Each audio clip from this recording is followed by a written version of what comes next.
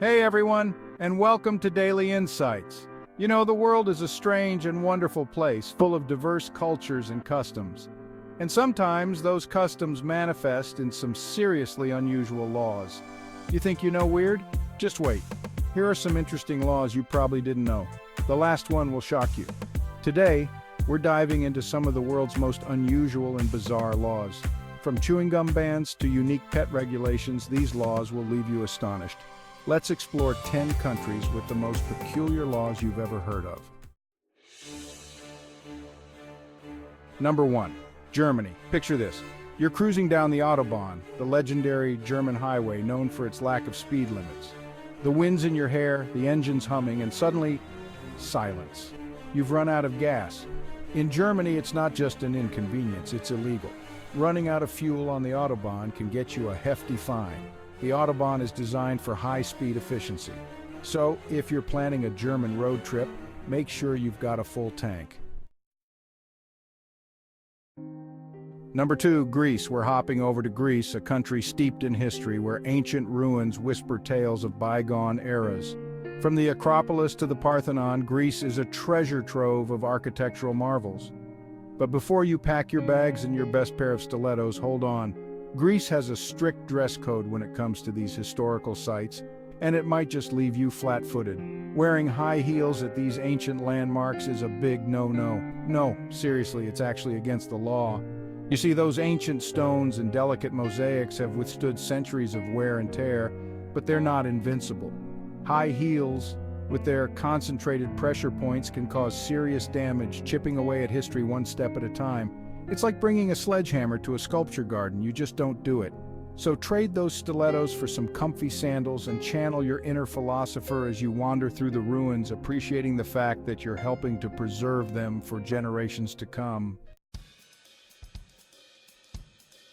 Number 3, Australia. Let's swing down under to Australia, a land of sunshine, surfing, and surprisingly strict regulations on light bulbs. That's right, in the state of Victoria, if you're not a licensed electrician, changing a light bulb is a job best left to the professionals. It seems like one of those "is this a real law" kind of things, but it's true. It all boils down to safety, mate. Australia takes electrical safety very seriously, and changing a light bulb, while seemingly simple, does carry a small risk of electrical shock. So, to protect its citizens from themselves, the government decided to make it a job for the licensed sparkies. Now, before you imagine hordes of Australians living in the dark because they can't change a bulb, enforcement of this law is, let's just say, relaxed.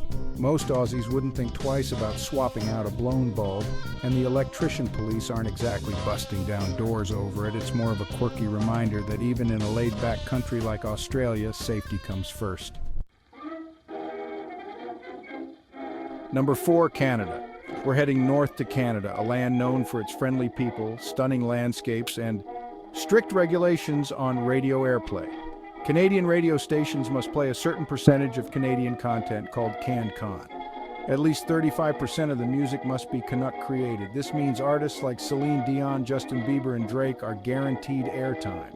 This law promotes Canadian culture and supports local musicians. So next time you're in Canada, tune into a local station and embrace the CanCon. Number 5, Saudi Arabia. Our next stop takes us to Saudi Arabia, a country with a rich cultural heritage and a strict interpretation of Islamic law, which extends to the public sphere in a way that might surprise some. In Saudi Arabia, gender segregation is not just a social norm, it's the law of the land. This means that unrelated men and women are prohibited from freely interacting in public spaces.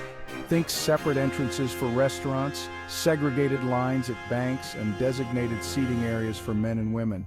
This segregation is rooted in the belief that it promotes modesty and prevents inappropriate interactions between genders. While it's a deeply ingrained part of Saudi culture, it's also a topic that sparks debate and controversy both within the country and internationally. For visitors, it's essential to be aware of these laws and to respect the local customs, even if they differ greatly from your own. Understanding the cultural and religious context behind these laws is key to navigating life in Saudi Arabia. Number 6, Denmark. Let's journey to Denmark, a land of fairy tales, hygge, and surprisingly strict baby naming laws.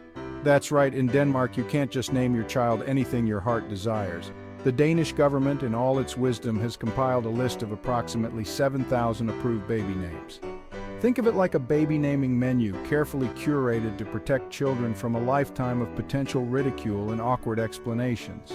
If you're feeling adventurous and want to stray from the list, be prepared for a bureaucratic hurdle. Unconventional names require special permission from the government, who will then decide if little Elfie or Dragon will be spared a lifetime of teasing. Now, before you dismiss this as government overreach, consider this. Denmark's naming laws are actually intended to be quite progressive. They aim to protect children from names that might be considered offensive, inappropriate, or just plain weird. It's a way of ensuring that every child has a fair start in life, free from the burden of a name that might cause them grief or hardship. Number 7, Japan. We're heading east to Japan, a country known for its technological prowess, ancient traditions, and a law targeting waistlines.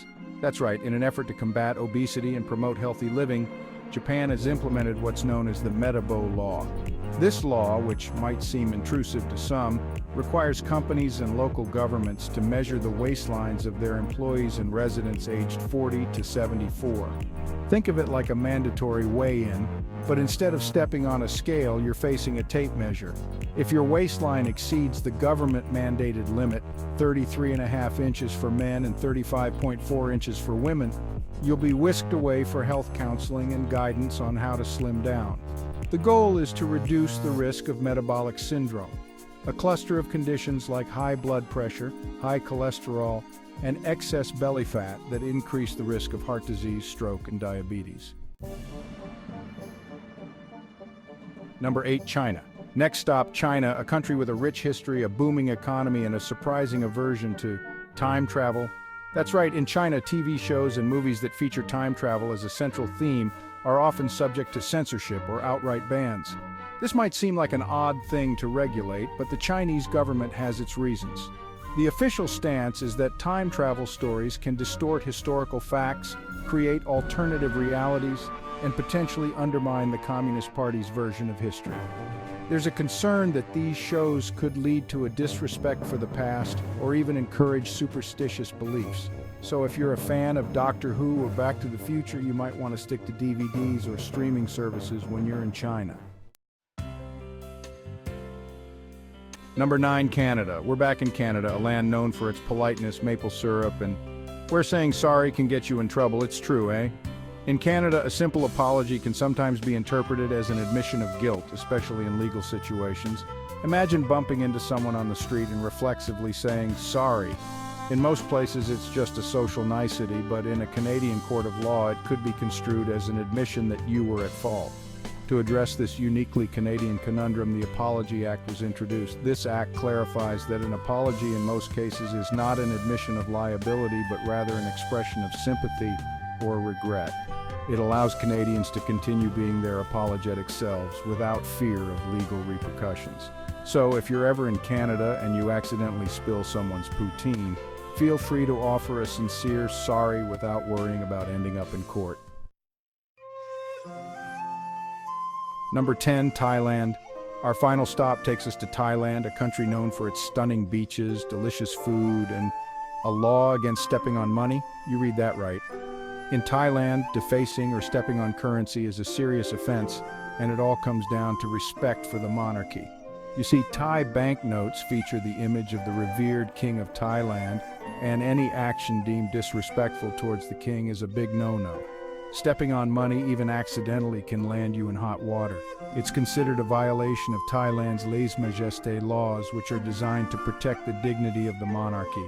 These laws are taken very seriously, and offenders can face hefty fines or even imprisonment. So, when you're in Thailand, be mindful of where you step and treat those bought bills with the utmost care. It's not just about the money, it's about respecting the cultural and historical significance they represent. From the practical to the seemingly absurd, these unusual laws offer a glimpse into the diverse ways that countries around the world address social issues, cultural norms, and historical sensitivities. They remind us that what might seem strange or even humorous in one part of the world is often deeply ingrained in the fabric of another. So the next time you're tempted to judge a law that seems a little out there, remember that it likely serves a purpose, even if it's not immediately apparent. These laws, in their own quirky way, reflect the fascinating tapestry of human history, culture, and values. Don't forget to like, share, and subscribe to Daily Insights for more intriguing content from around the globe. See you in the next video.